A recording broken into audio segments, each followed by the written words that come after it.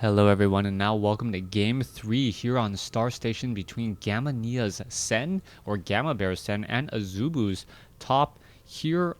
No, not Azubu's top, Azubu's San here on Star Station. My apologies. Yes, San plays Protoss, not Terran.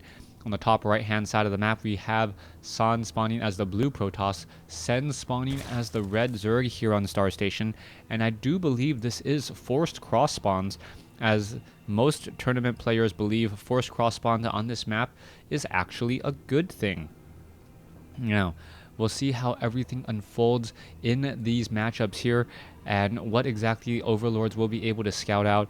The game has really changed since the days of Wings of Liberty beta. So many patch moves, so many differences. Metalopolis, Lost Temple, those are maps that will perhaps be lost to the map pool forever unless they're rebuilt in order to be much larger. Now, I know a while back a lot of people said I was absolutely crazy saying that Zerg players would actually have a bit of an advantage on Lost Temple and Metalopolis nowadays, and I still feel like I need to defend myself. I don't know if a professional little team wants to actually play using those old school maps, what it would be like. Maybe not Lost Temple, maybe like the original Lost Temple with cliffs, but the newer variations with the destructible rocks in the back. Anyways, the reason why I said it was because of the faster movement speed of the Overlord.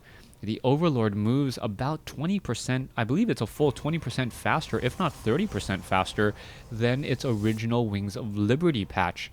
And with that change, the Overlords can actually scout out much more quickly without getting in danger of, or without being in danger of getting shot down by Marines. Also, finding out and scouting out what your opponent is doing early on gives Zerg players a huge tactical advantage in knowing when to cut drones, start training up roaches, and getting spine crawlers. That's one of the reasons why Zerg is a very reactive race, and that is one of the reasons why Zerg players need to have Overlords all across the map. Now, speaking about this game in particular, it looks like we are going to be going into a Mothership Core expansion this time around, as we do see the Gateway and now the Cybernetics Core is in play. Meanwhile, Sen, feeling a very greedy, getting up a third hatchery already before the 4-minute mark. I believe that was being placed down at the 3-minute 20-second timing, and alright, hold on. Alright, hello everyone and welcome back. Sorry, I had to pick up my daughter in order to continue my cast, so if you hear any oohing and eyeing, it might be from me or it could be from Arya. Let's take a look back over here. Sen still doesn't have that many units, but he is playing for a long macro game. Meanwhile, he does have himself set up over here on the top right hand side of the map. No, he's not going to fall, he's flying. He's set up over here on the top right hand side of the map. It's an Overlord. Can you say Overlord? Overlord, yeah, there you go. There's an Overlord right there, providing a little bit of scouting information. Meanwhile, the Mothership Core is in protection. Yeah, the Overlord's taking a nap right there. The Overlord's just sleeping right there. Alright, coming back around, we can see that Queen is going to be taking down those plates, and both sides are just setting themselves up for the mid-game. It doesn't look like anyone wants to be aggressive just quite yet. We are going into additional Queens, though, in order to protect against any sort of harassment. Mothership Core is doing a bit of flyby. You can see the Mothership Core. That's a Mothership Core. Oh, yeah, that's right. The Mothership Core. The Mothership Core is flying too. Is it pretty? Okay, so coming back around, you can see that there are probes still doing a little bit of scouting all across the map. Sen starting to pull ahead in that economic advantage. I don't know what that is. You'll have to ask Blizzard. One day I'm going to take... Yeah, I'll ask Blizzard one day what the center of Star Station is. Anyways, Mothership Core now making its way through. Gonna go ahead and take down that Zergling there. A little bit of... Oh, cover your mouth. Oh, thank you. Don't sneeze on daddy. Coming back around, there are a few number of Zealots off to the side, and I'm curious as to what San plans on doing with them. This high ground pylon providing pylon power over here should in fact enable all of the zealots to simply run in and take down many of these drones. If it wasn't for the fact that there's an overlord, overlord watching this position right there. All right, the Zerglings now going to be making their way in. The overlord's still sleeping. He's sitting right there. Meanwhile, there's an overlord who does see all of these zealots making their way down across the map. There's going to be a huge attack here, and as long as Sen can hold off this attack, he should be fine. There they go. The zealots are now waiting and running in. There are queens in position. Drones are here ready to go as the Zerglings now trying to get in a good surround here. Mothership Core is going to try to engage in a beautiful time warp happening. The Mothership Core joining in on the fight. The drones now trying to fight back. Are we going to see some transfusions? Yes, a beautiful double transfusion there as the Mothership Core taking a lot of damage. Is it going to fall? Yes, it does fall just in time. Don't hold the microphone. And falls just in time as all the zealots are now trying to back away. Zergling's going to take down this proxy pylon before any more reinforcements. But San has another high ground proxy pylon there, which has been so instrumental and in any of San's play. San going to be losing the rest of these zealots here, and he is going to end up falling behind. Yeah, the Overlord's awake, and now he's moving off to the north. Meanwhile, this Overlord was shooed away into the top right-hand side of the map as we are going into more drones. Yeah, there's a lot of Overlords napping. You see them? How many are there? Yeah, how many do you see? 1,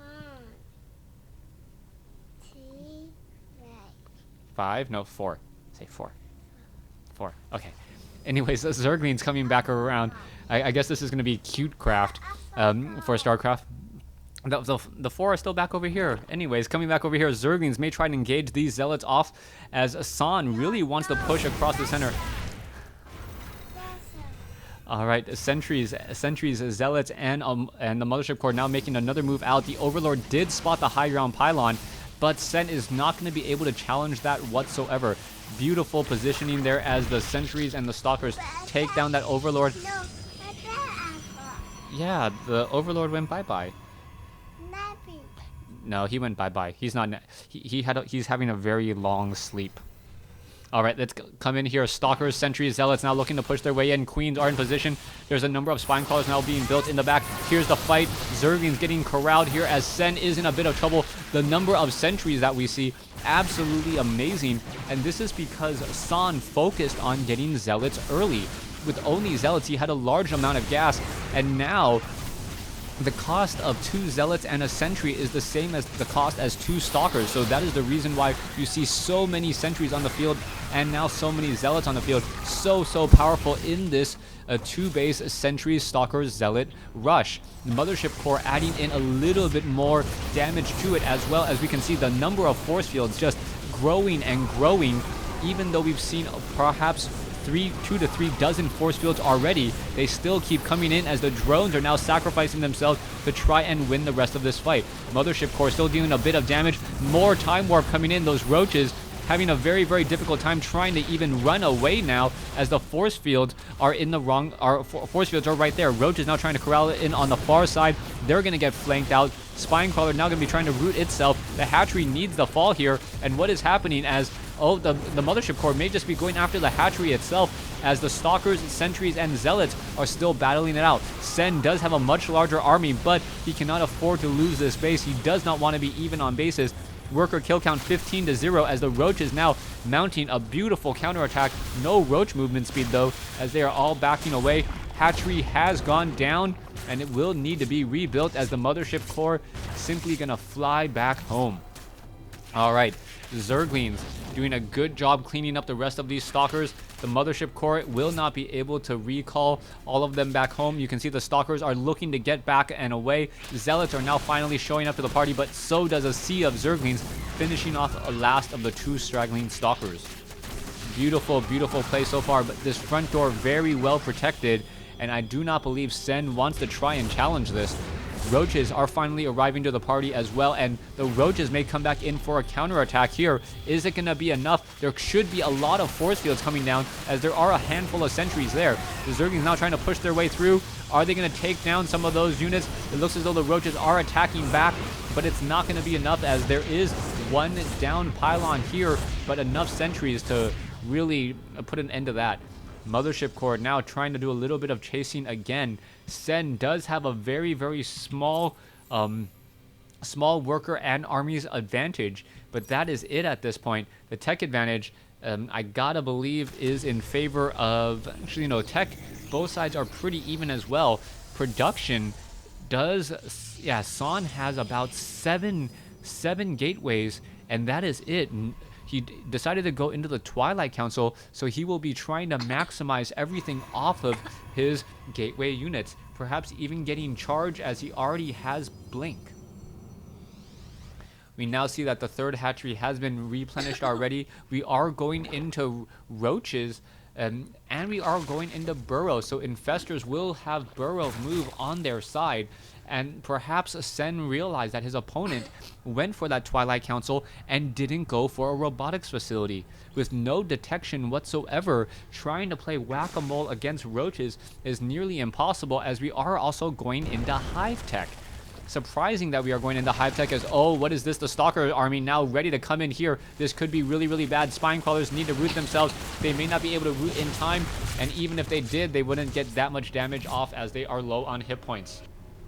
50 supply advantage for Sen going into this next fight. Stalkers, sentries, zealots do not have charge. We are going into the adrenal glands as the tier 3 upgrade, and those Zerglings will be able to tear through very, very effectively. Oh, beautiful blink away from the fungal growth there, as the Zerglings trying to just push their way down. Not going to work. The Stalker's blink is currently off of cooldown. That is going to be very, very important. There is the Observer now. Apparently there was a robotics facility that I was unaware of, as the Stalkers are now going to try and challenge. There you go. There's another beautiful blink away, and San is really doing all the small things to get ahead in this fight. All right, there is one fungal growth catching one unit there. It looks as though another fungal growth is going to be going down. If we can get chain fungal growths, this could turn into something good for Sen, as Sen is playing on the defensive. There are Zerglings in the back of the field ready to attack. No, the Stalkers are now going to be coming back in once again. Zergling up on the high ground. What is going on here? Everything getting corralled onto the far side. Is the front door open? Oh my goodness, the front door could be open, as the Zerglings are now trying to tear apart here. The Stalkers are all reinforcing, and this could be very, very bad, as the gateways are currently on cooldown. Meanwhile, a major fight happening over here. Time Warp, fungal growth. Infestors could perhaps get off a lot more fungal growth as well.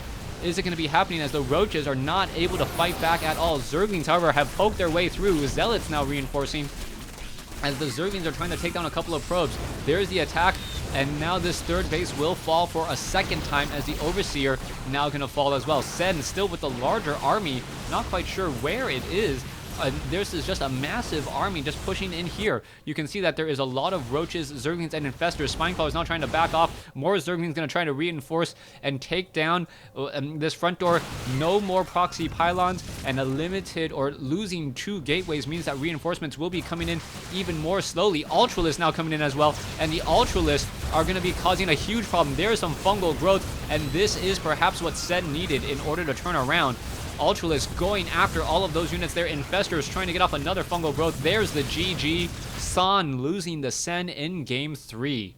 Thanks for watching. Thanks for listening. Hope you guys enjoyed this series so far, and I hope you guys stay tuned for the rest of the games.